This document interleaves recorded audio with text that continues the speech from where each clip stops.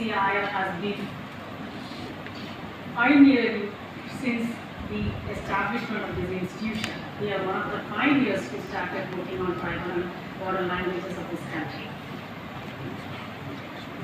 Language documentation is one of the most important topics and most sought research areas in the last decade. Everywhere you turn, people who are working on corpus linguistics or philology, descriptive linguistics, people have turned their attentions to laying their hands on documentary linguistics or language documentation as it is more popularly known. Today I would like us to reflect upon the linguistic situation of India. India is a land of immense cultural diversity with a vast array of languages spoken across the country. Documenting Indian languages, be it endangered or lesser known or never known at all. These tasks ensure the preservation of unique cultural expressions, traditions, and knowledge systems embedded within these languages. As most of you know, India is home to one of the richest linguistic landscapes globally, with a remarkable variety of language families and dialects. Almost all of you sitting here are aware that it's not just the four major Indian language families.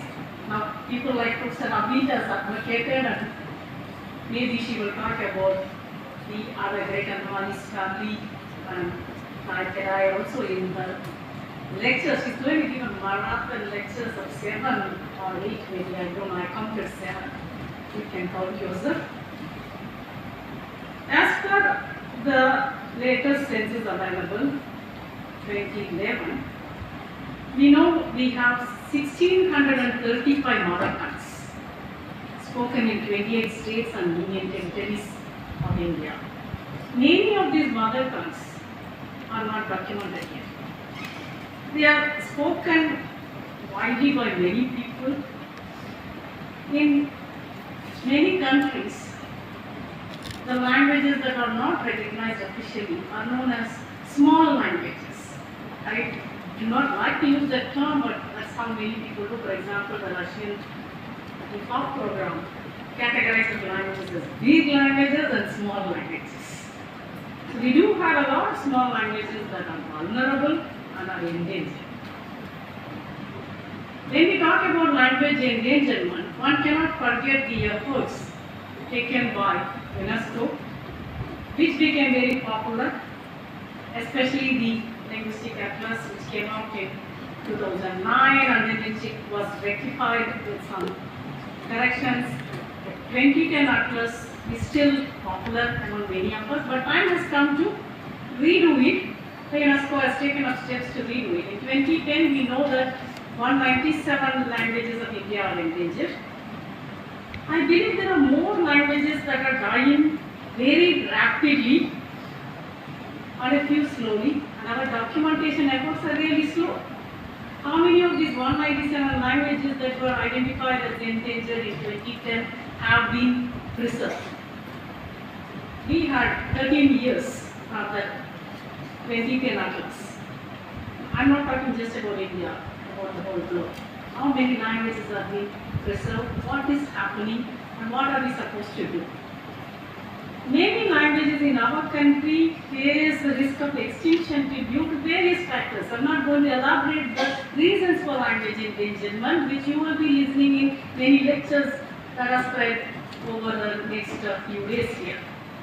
Language documentation plays a vital role in documenting endangered languages before they vanish, ensuring their cultural and historical legacies are preserved. Because let's not forget, languages are windows to worlds. Let us document all. The windows are open. Let's not close them. Let's see that air comes, so language also is a tapestry of words. Let us get more and more, and let us document them. In our country, we do have a lot of unwritten languages. occasion, I again would like to recall some efforts made by Scientific Academy with the help of Professor Rabi. There I was also invited. And she brought out a volume on unwritten languages of India where many important points were highlighted and people were introducing many new proposals like what we should do for the unwritten languages of our country. Because when we say unwritten languages, we mean they lack a standard writing system. This poses unique challenges to their documentation, preservation, and intergenerational transmission. You know very well unwritten languages predominantly rely on oral tradition, including storytelling, songs, and verbal communication for language transmission. For documenting unwritten languages, our efforts in eliciting data should be doubled because they are different. The techniques for documenting unwritten languages are certainly different from those of written languages where you have access to some written material. Less written also is considered. Why are we interested in documenting unwritten languages? Because we want the communities to reclaim or revitalize their languages before they disappear and also to strengthen their cultural identities. I would like to draw your attention to the importance of language documentation in today's context. Suppose you view the planet as something that represents a linguistic ecosystem, then the disappearance of over 50% of its species is cause for alarm. With each vanishing language, an irreplaceable element of human thought in its multiform variations is lost forever. We want to stop that from happening. We want to prevent language death. I am very happy at least 35 of you who have signed up for this course are going to join us in this mission in saving those languages. Once a language is lost, humanity loses a part of our rich heritage. Language is the glue that binds communities together. Languages are very important for everybody. It's not like my language is important and yours should not get a place in whatever walks of life any country faces. What is language documentation good for? Why is this field gaining more and more importance in today's world? Even though language documentation has been done right from Satir and Ghosh time, we have traditions, field linguists, great field linguists, but what is the difference now? You know very well, changes happen everywhere. Change is the only thing that is constant. So from that perspective, so many changes and developments have happened in the field of linguistics and its branches, technology, and many more factors added to give more focus to language documentation and also to integrate technology with the current practices or the old practices. What is the goal of language documentation? I like the definition or the ideas from Nicholas Himmelman. As most of you know, this paper was the seminal paper which made people to look into language documentation and language descriptions as two sides of one coin. So from that perspective, the goal of language documentation in Himmelman's words is, I quote him, to create a record of a language in the sense of a comprehensive corpus of primary data which leaves nothing to be desired by later generations to explore whatever aspect of the language they are interested in. So that should be our goal. Lay your hands on everything possible and keep the treasure house larger so that the future generations can gain from them. Languages encapsulate the essence of a community's culture, history, and identity. Preserving endangered languages safeguards invaluable cultural heritage for future generations. As most of you know, since early 2000s, many organizations recognize the significance for language documentation and preservation. As evident in the UNESCO's 2003 Convention for the Safeguarding of Intangible Cultural Heritage. started with safeguarding intangible cultural heritage, and it was felt there was a need to document languages because the importance of protecting endangered languages is one integral part of humans' cultural heritage. Endangered languages, as you all know, carry unique knowledge systems, including traditional ecological beliefs, medicinal practices, storytelling traditions. We need to preserve this invaluable knowledge because it is important to showcase the linguistic heritage and the linguistic richness of the Indian subcontinent in cyberspace too. Not just we document a language and we shelf it. Directly sometimes buy those books or nobody buys those books. It's not just for academic benefits but for community use and for societal gain. Language documentation empowers marginalized communities, particularly indigenous and tribal groups, by validating their languages, traditions, and cultural practices. It provides a wealth of data for many other researchers, linguistic, anthropological, sociological, and many more academic fields to study different aspects of the language and cultures. The research contributes to our understanding of human communication and cognition.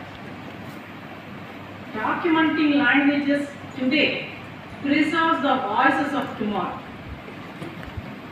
Documentation serves as a crucial foundation for language revitalization efforts. So it's important to capture and analyze linguistic data and develop resources. I think that's going to be the essence of this workshop, where you're going to be introduced by many scholars. We have quite a number of people.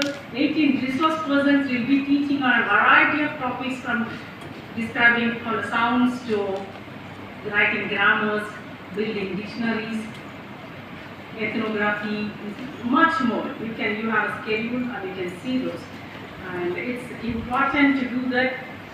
How can we do that? It is how can we create such things? It is through capacity building. That's exactly what Dr. Sujay Sarkar, the coordinator of this program, is aiming at.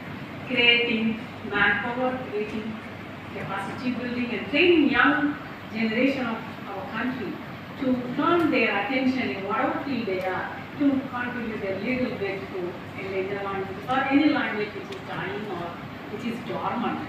Dormant languages are even more important because they are just not being touched by anyone. So we need to wake up those dormant languages.